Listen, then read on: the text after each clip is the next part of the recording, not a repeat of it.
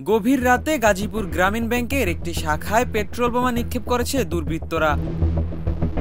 শনিবার রাত 2:30টার দিকে শ্রীপুর উপজেলার মাওনা ইউনিয়নে বারোতোপা বাজারে গ্রামীণ ব্যাংক শাখায় এই বোমা নিক্ষেপের ঘটনা ঘটে।